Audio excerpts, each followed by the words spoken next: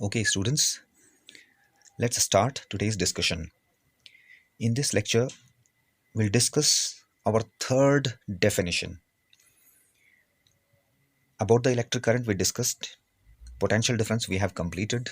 Now, today, we'll discuss about the resistance. Student, what is resistance? Resistance is the oppositions offered to the flow of a current through the conductor. The current flows through the conductor. The flow of a current through the conductor is not easy. Student, you can compare the flow of a current through the conductor with the movement of a car through the crowded street. Imagine if the street is crowded, the movement of a car will be very slow. Because the street is crowded, the hindrance will be more. So the movement of a car will be slow, difficult. So the hindrance being offered to the movement of a car, you can compare with the resistance. Similarly, in case of a wire also, conductor also, the movement of a car is not easy. The electrons flow through the conductor is hindered by the atoms or the ions present on the way of electrons. So, resistance. Let's understand the definition. The property of a matter by virtue of which it offers opposition to the flow of a current is called a resistance. Student, we discussed the property of a matter charge. I told you charge is something that we cannot see, that we cannot touch. Charge is something that we can feel. Just like that, resistance is also a property of a matter that we cannot see, we cannot touch, that we can feel. When the current flows through the conductor gets heated. That's because of a resistance. So it's an inherent property, inbuilt property of a matter that we cannot eliminate. Of course, we can reduce it or we can increase it, but we cannot totally eliminate it. Students, you can compare the resistance, electrical resistance, to mechanical friction. When we rub our hand gets heated. Similarly, when the current flows through the conductor, because of a friction, electrical friction, which is called a resistance, the wire gets heated.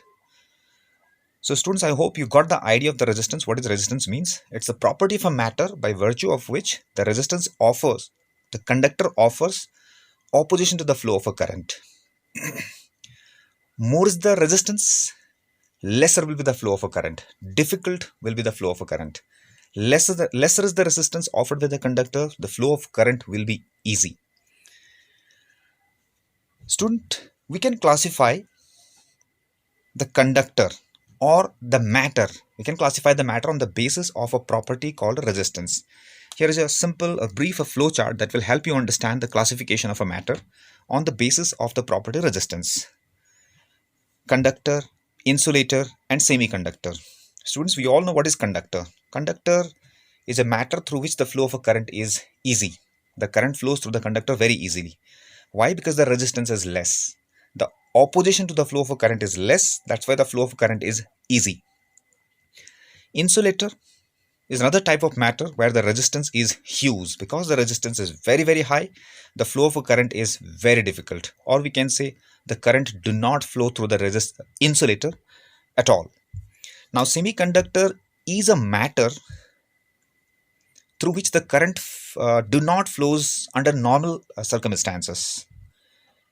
If the temperature or the surrounding or the condition is changed, the current may flow through the semiconductor or the current flows through the semiconductor. So in this lecture, we will not discuss about the semiconductor.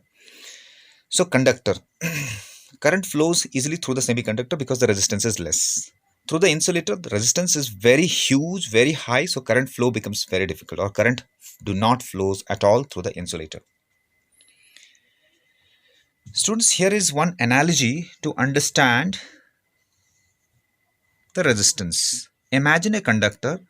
These are the bigger particles. Now, these bigger particles may be the ions, the atoms, which are very heavy. They cannot move from their own places. Now, that's a simple, very light electrons. So, if these bigger particles are all around this conductor, the flow of electrons will be hindered. That's what we mean by resistance.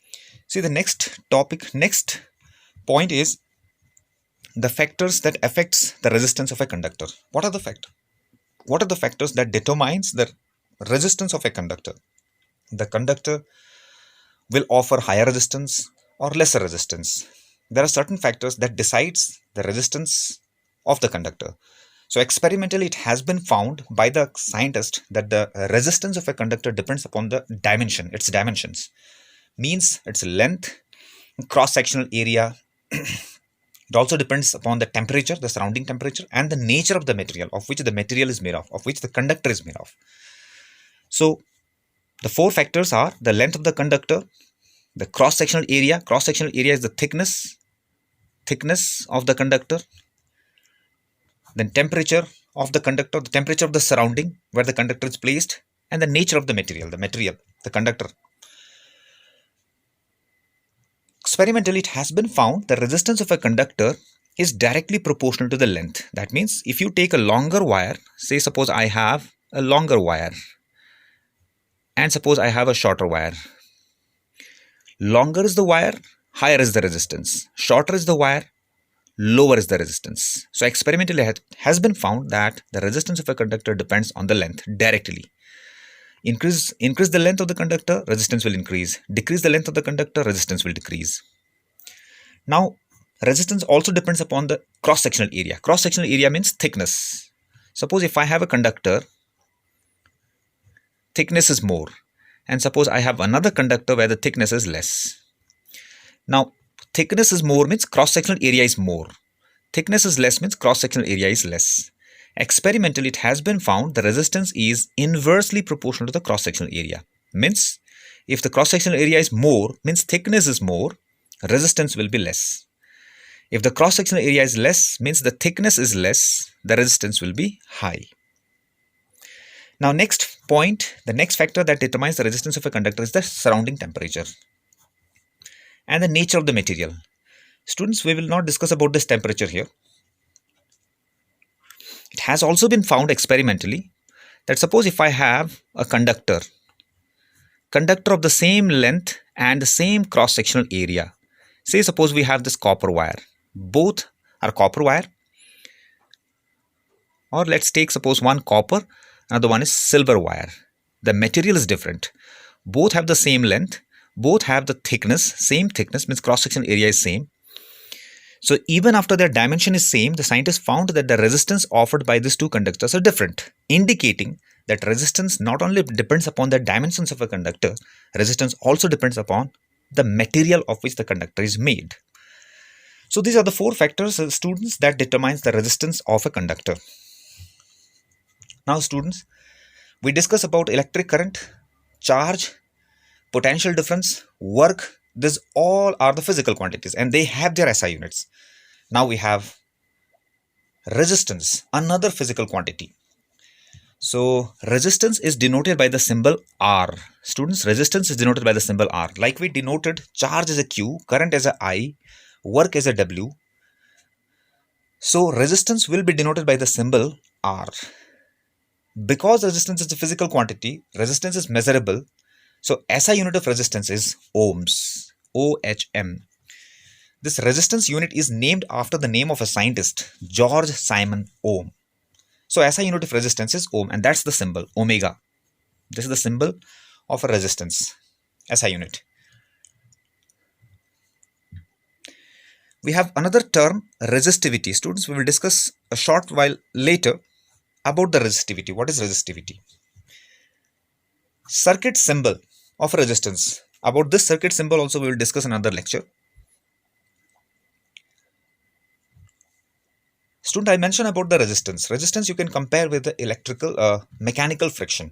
We can say resistance is electrical friction. When we rub our hand gets heated. That's because of a friction. Just like that, when the current flows through the conductor, because of electrical friction, which is called a resistance, the wire gets heated. So resistance is a property by virtue of which if the current flows through the conductor, the resistance gets heated. That's what resistance is. Okay, this is all about the resistance. Students, let's talk about resistivity. What is resistivity? Resistivity, suppose students, if I take one conductor, the length of this conductor is L and the cross-sectional area is, say suppose A. Let's say suppose the cross-sectional length is 1 meter and the cross-sectional area is 1 meter square. The thickness is uniform. When I say uniform thickness, it means throughout the length, the area remains the same, 1 meter square, 1 meter square, 1 meter square. That's what uniform thickness means. So suppose I have this conductor whose length is 1 meter and the cross-section area is 1 meter square. The resistance offered by this conductor, is called resistivity. The resistance offered by this conductor is called resistivity, which is denoted by the symbol rho. Students, this symbol is called rho. It's a Greek letter RHO. Rho. Rho is the name of the symbol, and this symbol indicates resistivity in electricity. Students, I mentioned just a while ago about this resistance. Resistance directly proportional to length, resistance inversely proportional to cross-sectional area. So if I combine this length and area, I will get the relation like this. R is proportional to L by A. Now if we replace this proportionality sign by equal, we will get the constant called resistivity. So length by area. Now it's already explained to you what is resistivity means. Resistivity is the resistance of a conductor of a unit length 1 meter and a cross-sectional area 1 meter square. That's what the resistivity is. So this is the resistivity. Resistance is equal to rho into L by A, length by area. Now if you want to obtain the unit of this resistivity, we can do this. If I want to obtain the unit of this resistivity, I'll write the relation like this. I'll write the equation like this. R is equal to rho into L by A. R is the resistance, SI unit is ohm. Resistivity unit I want to determine, length is meter and area is meter square. Now if you simplify this meter square, this ohm is written here, this is rho and 1 by m. Now if I simplify this, I'll get rho equals ohm meter. So what is the SI unit of resistivity? The SI unit of resistivity is ohm meter. Students, I hope you understood what is resistance and what is resistivity. Resistance is the oppositions offered by the conductor. What is resistivity? Resistivity is also the opposition offered by a conductor of length 1 meter and cross-sectional area. That's what the resistivity means. Students, I hope you understood what is resistance and what is resistivity and the factors determining the resistance of a conductor. So here we have a formula. R is equal to rho into L by A. Okay, students, in the list of our definitions, the next definition is power. Let's understand what is power. The rate of doing work or the rate at which energy is consumed is called power. Students, we measure the efficiency of every device. Every machines that we have in our home have its own efficiency. Now, when I say efficiency, what does it mean? It means the rate of doing work. Now, what is rate? Rate of doing work. When I say rate of doing work, it means how much energy does it deliver, how much work does it deliver, or how much energy does it consume in 1 second. That's what we mean by the rate. Rate of doing work. Now say suppose if I say a device A, let's say, does the work 10 joule in 1 second. Suppose I have another device B, if it spends 15 joule in 1 second. So which of the two devices have a more efficiency or more power? I'll say B, because in 1 second device B is consuming more energy, or we can say in 1 second device B is delivering more work or doing more work. So the device which consumes more energy in 1 second, that device is said to have a more power. So suppose I have a device A and device B. Because the device B consumes 15 joule of energy in 1 second, so we'll say the device B rate of consuming energy is higher, means the rate of doing work is higher. So the power of a B is high. Students, let's take one more example. Suppose I have a car A and suppose car B. Car A covers 10 km in, let's say, 1 hour, and car B covers 15 km in 1 hour.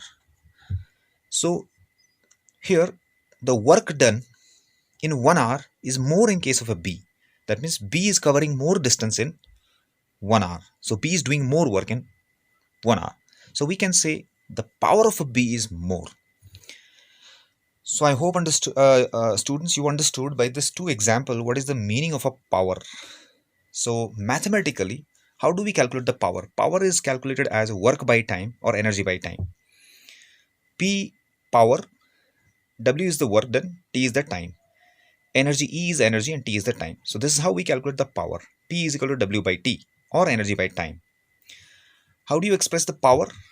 Power is a physical quantity. So naturally, definitely the power should have a SI unit. How do we measure the power? Power is measured by a unit called watt. Watt. Now students, suppose if I want to define 1 watt power. 1 watt power, how will you define it? See, 1 watt, in place of a P, I'll write 1 W, it means 1 watt, equals, this is work done, so I'll write 1 joule, and T is a time, it's a 1 second. So 1 watt is also written as a 1 joule per second. It means, suppose if I have a device of power 1 watt, it means that device consumes 1 joule of energy in 1 second. That's what 1 watt power means. So if a device consumes 1 joule of energy every second, the power is said to be 1 watt. Students, every device in our home, every electronic device in our home have its own power. Means every electronic device need energy, electrical energy to work. So some of the device, high power device, have a high power. High power device, when I say, it means they consumes more energy. And low power device consumes less energy. So a very familiar example, very simple example, let's understand 60 watt bulb. 60 watt or 100 watt. Let's understand 60 watt. Now when I say 60 watt, it means 60 joule per second. So 60 watt bulb means the 60 watt bulb consumes 60 joule of electrical energy in 1 second. Or we can say in 1 second, 60 joule of electrical energy is converted into light energy. What is the purpose of a bulb? The bulb consumes electrical energy and gives us light energy. So bulb consumes energy in the form of electrical energy and delivers the work in the form of a light energy. So 60 watt bulb means 60 joule per second. Every second, the electric bulb consumes 60 joule of energy and it delivers the same amount of energy in the form of a light. I shouldn't say 60 joule of energy is delivered in the form of a light, student, because a fraction of a certain amount of that 60 joule of energy is wasted in the form of a heat also. So students, I hope you understood what is power means. Now students, SI unit of a power is watt. SI unit of energy is joule. But there is another unit of energy, that's a commercial unit of energy. What is that commercial unit of energy? It's a kWh. It's kilowatt hour. Kilowatt. The bigger unit of a power is kilowatt. 1 kilowatt equals 1000 watt. We all know this. 1 kilowatt equals 1000 watt. That's the bigger unit of a power. Now, what does this commercial unit of energy tells us? See students, power is equal to energy, work by time or energy by time. Or we can simplify rearranging this. I'll get the equation like this. E is equal to P into T. Means energy is equal to power into time. Say suppose if I have a device of power 1 kilowatt. If I have a device, say any electronic device, power is 1 kilowatt. And if I use that device for 1 hour, definitely that electronic device will consume energy. How much energy the device will consume? So energy is equal to power into time. Because the device power is 1 kilowatt, so I'll write 1 kilowatt in this power. And because I'm using that device for 1 hour, so in place of a time, I'll be writing 1 hour. So energy consumed will be 1 kilowatt hour. So if I want to define 1 kilowatt hour energy, it means the energy consumed by a device of a power 1 kilowatt if it is used for 1 hour. So that's what 1 kilowatt hour energy means. Now there is a relation between the commercial unit of energy and SI unit of energy. So this is the commercial unit of energy kWh and that's the SI unit of energy joule. So 1 kWh equals 3.6 into 10 to the power 6 joules. Students, 1 kilowatt hour, it means 1 kilowatt into 1 hour. So now this kilowatt is the bigger unit of a power. This is not SI unit of a power. If I want to convert this into SI unit of a power, 1 kilowatt means 1000 watt. And 1 hour means 3600 seconds.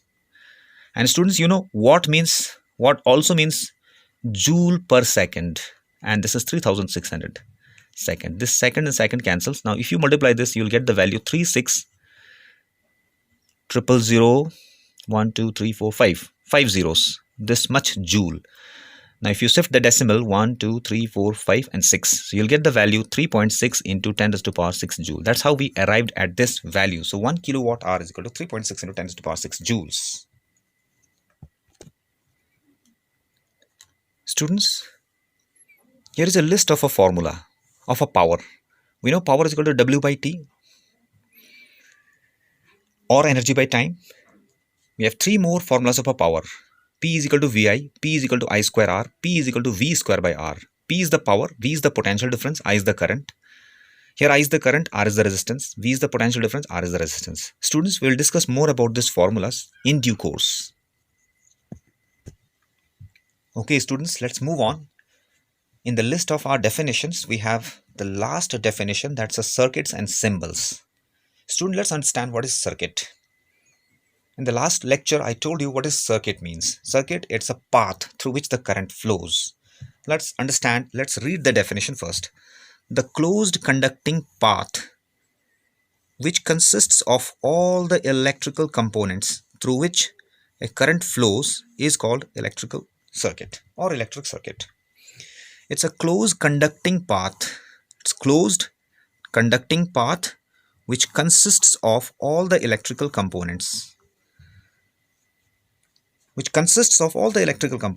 Now student, what is electrical components? Electrical components, we'll see, through which a current flows is called electric circuit.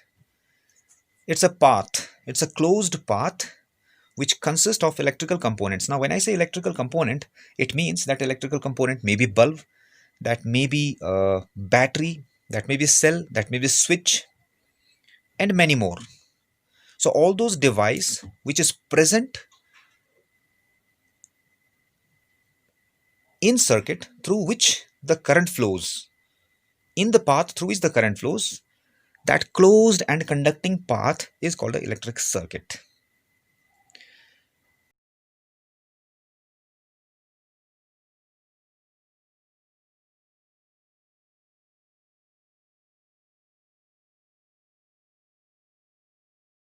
Students, there are two different types of circuits. It's an open circuit and closed circuit. So let's see what is open circuit. Students, here is a real circuit. You can see here is a real circuit. Now these are the wires. These are the wires. Here we have a bulb. This is a cell. And here is a switch. So these are the electrical components. We have a bulb as electrical components, this cell is electrical component, switch is electrical component, and this wires constitutes the conducting path. So in this case, this conducting path is not closed.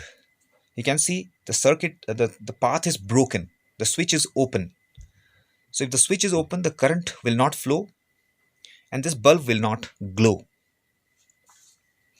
But compare here, this is a closed circuit. Why this is closed circuit? You can see this wire, the path is closed. There is no break anywhere in this path. There is a battery, there is a cell, here is a switch, this is the bulb and the conducting wires. The current flows through this closed path and the bulb glows. So this is what the closed circuit. If there is nowhere any break in the path, so that type of circuit is a closed circuit. Now in this circuit, you can see there is a break in the path. So that's what the open circuit. So through the open circuit, the current will not flow. So bulb will not glow. And through the closed circuit, the current will flow and the bulb glows. So that's the type of circuits. Open circuit and closed circuit. Students, I mentioned about the electronic components or the electrical components. Here are the list of the electrical components and the symbols that we will be using in circuit symbols. Here you can see the electrical component and the corresponding circuit symbols. So electric bulb, while drawing the diagram, we will not draw the real bulb. We have a symbol to denote the bulb. That symbol is this. This is the bulb for the symbol. This is the circuit symbol of a bulb. We have a switch. Now this switch, we will say it's a key. So we have two different type of a key, closed key and open key. So if you have a dot placed between this bracket like symbol, it's a closed key. And if this bracket is open, you don't have any kind of a dot here, it's an open key. So in this case, closed key means the wire is connected, there is no break in the circuit, the current will flow. Now there is a break, there is no dot, so key is open, so there is a break in the circuit, the current will not flow. So that's the circuit symbol of a key, closed key and open key. So it's a switch. This is on position of a switch and that's the switch off. Now cell, the another component of the circuit, it's a cell. Now students, we know the cell as like this. This is the real look of a cell. The cell looks like this. But it's very difficult for us every time to draw the cell like this. So we have a simplest symbol to denote the cell. This is the symbol of a cell, circuit symbol of a cell. The two vertical parallel lines, one longer and another one shorter. The longer vertical line indicates the positive terminal of the cell and the shorter vertical line indicates the negative terminal of the cell. So that's the circuit symbol of a cell. Now battery.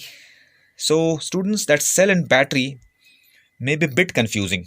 We, in our daily life, we use this word interchangeably, but technically there is a difference. So cell means when we talk about a single cell, it's a cell. So battery is the combination of a number of a cell. You can see here we have 3 cells, 1, 2 and 3. So 3 cells combined together. If you combine 2 or more cells, that makes a battery. So this is a cell, this is a battery. So combination of a 2 or more cells is called a battery. Now we have another symbol, circuit component, electrical component, resistors. Resistors, students, we discuss about the resistance. So anything that has got a resistance, property resistance called a resistor. Now resistors circuit symbol is like this. This is the circuit symbol of resistors. We have another symbol, another component, rheostat. What is this rheostat? This rheostat is also called a variable resistor. Variable resistor, and that's the symbol of a variable resistor. So we can draw this one or this one. Both indicates the variable resistance or the rheostat. Now ammeter, students. Ammeter is a device, as I mentioned, ammeter is a device that measures the current in the circuit. And voltmeter is another device that measures the voltage or the potential difference in the electric circuit. Students, let's discuss one last term, that's a circuit diagram. Now students, we are familiar with the electric circuit, the real circuit. So it's difficult to draw the real circuits every time. So that's why we need to draw the circuit diagram. The real circuit will be represented diagrammatically. So students, the schematic representation of a real circuits using the circuit symbols of the electrical component is called a circuit diagram. So now see, just a while ago we discussed about the real circuit. Here is an open circuit. If I want to represent this real circuits in circuit diagram form, so circuit diagram will be like this. We'll draw the real circuits. We'll draw the circuit diagram using the components, electrical components. Now this bulb will be drawn like this. We have this switch, open key will be drawn like this. We have a cell, the cell symbol is this one. So these are the conducting path. You can see this is open key, so the current will not flow. So this is the real circuit and this is the corresponding circuit diagram of the real circuit. This is the open circuit diagram. Now suppose here is a closed circuit, the bulb is glowing. Because the circuit is closed, the key is closed, so current flows and the bulb glows. Now this is the real circuit, closed circuit. Now if I want to draw the corresponding circuit diagram, the circuit diagram will look like this. Here is a bulb, this is the bulb, this is the cell, this is the cell. Here the key is closed, so key closed and the current is flowing. You can see this arrow indicates the current's direction. You remember the student, the current, two different type of current will be there. One is electronic current and the one is conventional current. So in this circuit diagram, we will always show the conventional current. We know in reality the conventional current doesn't exist, but we will be drawing the symbols of a current as a conventional current. The conventional current always starts from battery's plus terminal and flows through the external circuit and ends at the negative terminal of the circuit.